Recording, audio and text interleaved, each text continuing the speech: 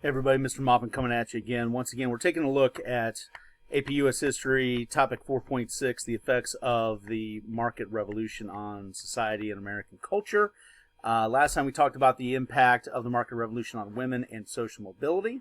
Today we're going to be taking a look at its effects on population, growth and change, plus the impact on organized labor. So with regards to population, as you can see here, we are going through a major population boom during this market revolution era.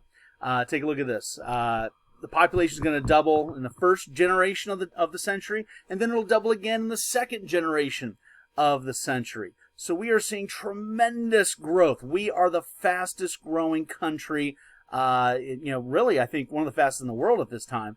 And note, it's a result of two things. We have a very high birth rate relative to Europe, for example, and we are the most popular destination for immigration in the world. So we are seeing this big surge in population. And in fact, the immigration rates from Europe, so we've got a lot of these white immigrants coming to the United States, that big influx of white immigration is actually going to drive the non-white population down in the first half of the 19th century from about 20% to 15%. But note, for black Americans, the percentage of those individuals that were enslaved is going to be increasing. So what does this tell us? It further cements the notion in the minds of Americans that if you are black, then you must be a slave, that you are part of the enslaved class. And that's obviously going to create tremendous problems socially in America moving forward. The idea of inherently connecting being black and being a slave simultaneously. However, going back to immigration, though, for a moment, take a look at this stat. This is a pretty impressive stat right here. If you notice, from 1830 to 1860, we're going to be seeing 4 million immigrants coming to this country. This is a tremendous sum of people. And note the reasons why this is going to be happening. First off, by the time we get to the antebellum era, the cost of coming to the United States, traveling across the ocean, is dropping. We have new technology that can move more people at a faster rate, so the cost is going down, and as the cost goes down, it's easier for people to come to the United States, and therefore they will. That being said, though, there are also going to be some specific events during this time period that are also going to be driving immigration rates up. One is, of course, the infamous potato famine that's going to be taking place in Ireland. Starvation will be rampant. It will be a horrific time on that island, so we're going to be seeing thousands and thousands and thousands of Irish attempting to try to survive by coming to the United States. We also saw a rash of political instability in the revolutions of 1848. Now, this is going to be especially important in Central Europe. So this is going to drive, for example, a lot of ethnic Germans to the United States. Now, note, there's not going to be just tremendous push factors that are going to be driving immigrants to the United or away from their homes, but tremendous pull factors are going to be bringing those immigrants to the United States as opposed to places like Canada or South America. Here in the United States, there is no other place in the Western Hemisphere, perhaps no better place in the world at this time, in terms of having economic opportunity. Land is relatively cheap. It's very plentiful.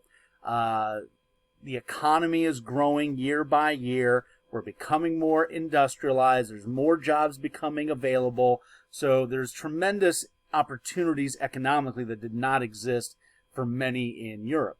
Additionally, America is a special place because, we pride ourselves, even going back to this time, we pride ourselves on being known as the land of political freedom. This is a democracy. It's a republic. People are free to express their political beliefs. They are free to politically assemble. Suffrage, at least relative to the time, is pretty wide open. Any white man can vote now, regardless of social class, wealth, etc., regardless of religious affiliation. Any white man can run for any political office. So we have tremendous political freedom. We have a free press. And of course, for many, religious toleration is going to be very significant. The idea being that you could come here as a Methodist, or you come here as a Presbyterian. You can come here as a Catholic. You can come here, as an Anglican. It didn't really matter. You were going to be protected under the law. So there's tremendous upsides for many immigrants to want to specifically come to the United States. Now, when these immigrants do come to the United States, be mindful of where the common destinations will be here in the country. Poor immigrants are going to be finding themselves landing and staying in northern urban areas, be it Boston or New York, Philadelphia. Probably the best example of this will be the tremendous Irish population that's going to come to dominate Boston, Massachusetts, leaving a tremendous cultural legacy there to this day. Now, why will the poor immigrants stay in cities, particularly northern cities? Well, first off, there weren't a whole lot of big cities in the South because the South was not industrialized particularly.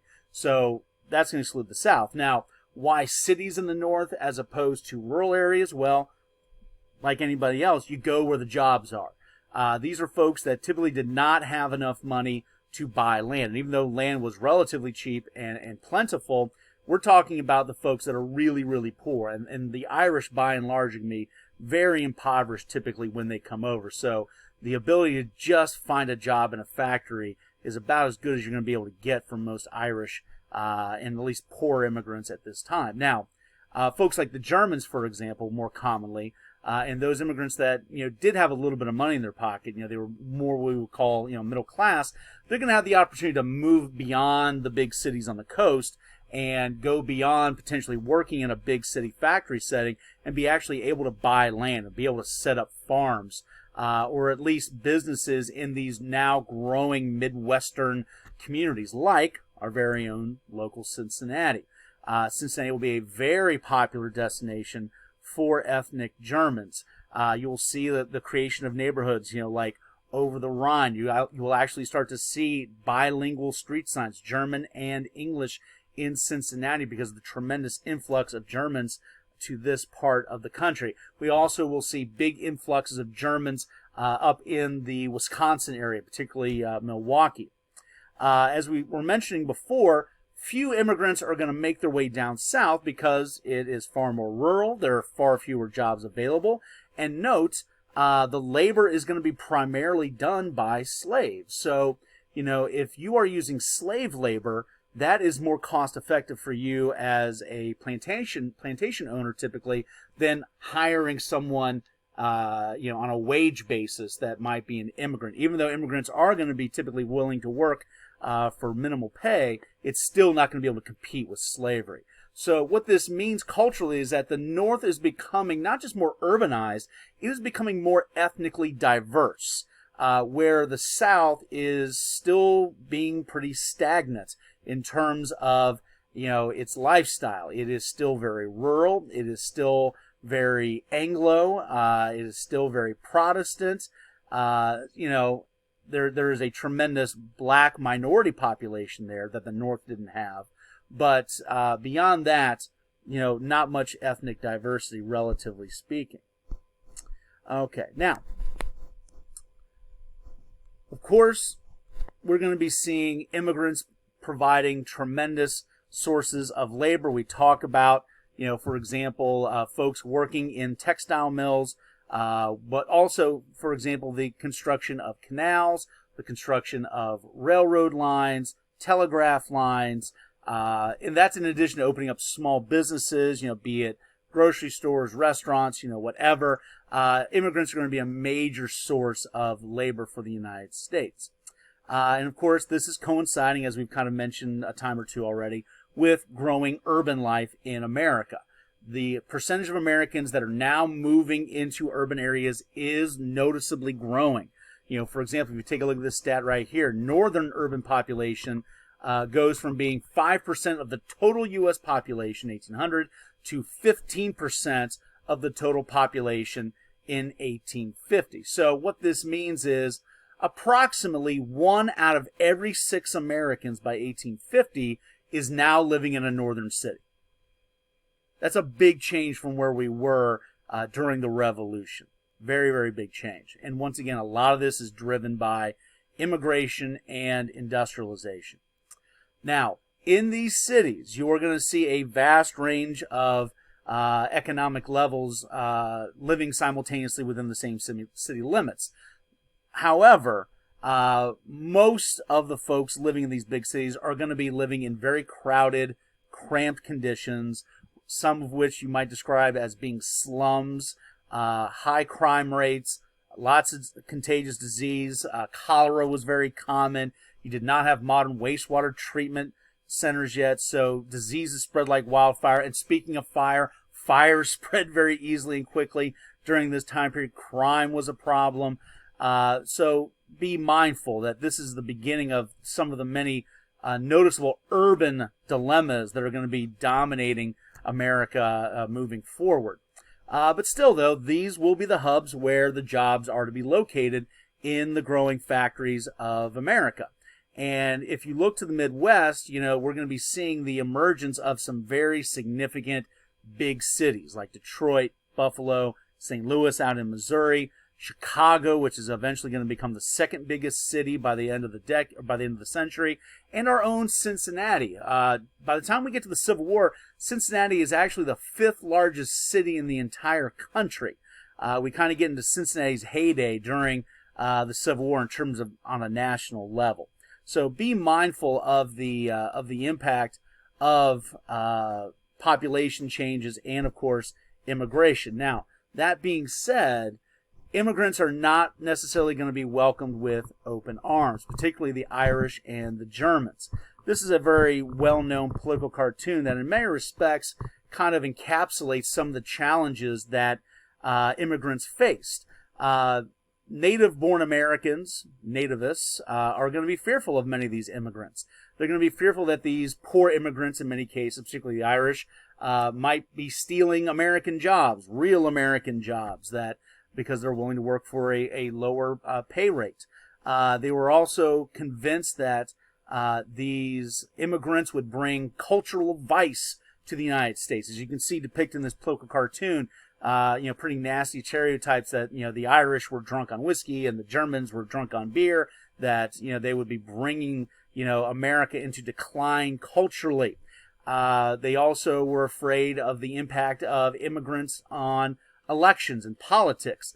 The idea being is that immigrants could be easily manipulated in terms of elections and could skew the results in elections, and even, oh my gosh, God forbid, you actually start to see some Irish and Germans actually start getting elected to political office. Now, this is going to be especially problematic for those that were worried about the growing number of Catholics in America at the time.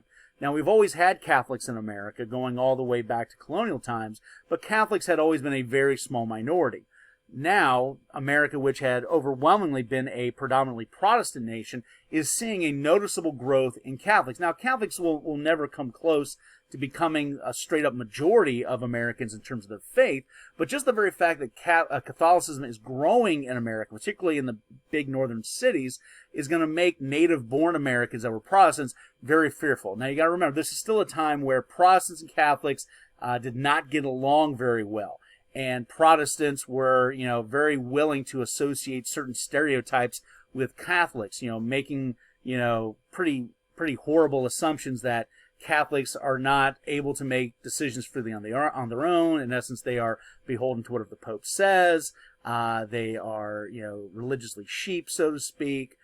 Pretty nasty stuff. And when it came to matters of politics, Protestant nativist Americans were absolutely convinced that with Irish Catholics coming in to vote, they will vote the way that the Pope dictates, and that we will have a Pope-dominated democracy because of this growing amount of Irish Catholic immigrants. Now, of course, none of this comes to pass. The Irish, like every other group of immigrants in history, basically, jump into the pot. They become American.